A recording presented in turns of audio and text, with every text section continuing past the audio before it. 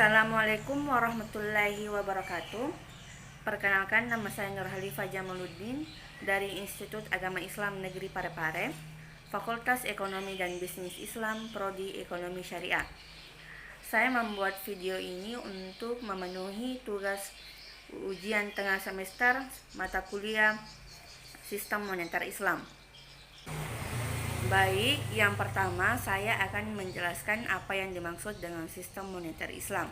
Sistem moneter Islam merupakan subsistem dari ekonomi Islam dengan tujuan yang hendak dicapai dalam sistem moneter. Di antaranya adalah untuk mewujudkan keadilan dan kemaslahatan bagi umat baik di dunia maupun di akhirat. Selanjutnya yang kedua yaitu bagaimana pandangan Islam terhadap uang. Islam memandang uang hanya sebagai alat tukar, bukan sebagai barang dagangan atau komoditi. Oleh karena itu, uang digunakan untuk memenuhi kebutuhan transaksi, bukan untuk spekulasi. Dalam Islam, uang adalah flow concept. Maksudnya, uang itu harus diputar atau dimanfaatkan atau diinvestasikan untuk menggerakkan perekonomian. Uang juga adalah public good atau milik umum. Jadi uang itu harus beredar di tengah masyarakat. Peranan uang tersebut dimaksudkan untuk melenyapkan ketidakadilan, ketidakjujuran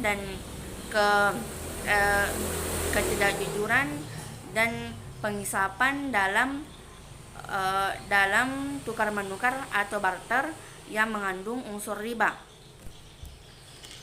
Kemudian yang ketiga yaitu sejarah singkat dinar dan dirham. Dinar dan dirham ini digunakan pada masa Nabi Muhammad SAW sebagai alat bertransaksi untuk menggantikan sistem barter tersebut. Dinar terbuat dari emas, sedangkan dirham terbuat dari perak. Namun penggunaan emas dan perak itu digunakan jauh sebelum itu. Dinar dan dirham bukan merupakan mata uang murni yang diciptakan oleh bangsa Arab, melainkan mendapat pengaruh dari bangsa Romawi dan Persia. Beredarnya dinar dan dirham ini di Jazirah Arab dibawa oleh pedagang yang berdagang di Syam. Perlahan-lahan diterima dan diadopsi sebagai mata uang bangsa Arab. Penggunaan dinar dan dirham ini berlangsung hingga Islam muncul.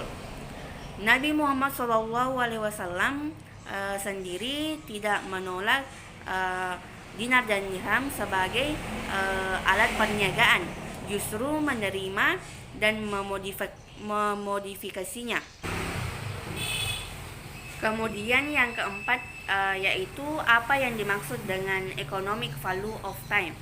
Economic value of time adalah suatu konsep di mana waktulah yang memiliki nilai ekonomi, bukan uang yang memiliki nilai waktu.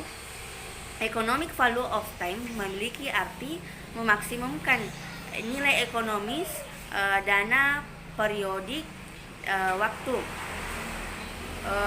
Dalam ekonomi bagi hasil, maka yang digunakan dalam sistematika ekonominya adalah nisbah bagi hasil dan return usaha yang terjadi secara real.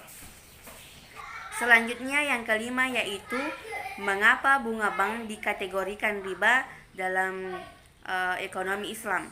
Bunga bank dikategorikan riba dalam ekonomi Islam karena di dalamnya terdapat unsur penambahan di setiap kegiatan transaksi perbankan, baik penambahan itu sedikit maupun banyak, sehingga bunga bank dikategorikan sebagai riba dan diharamkan dalam Islam. Kemudian yang keenam yaitu apa yang dimaksud dengan teori bagi hasil dalam ekonomi Islam.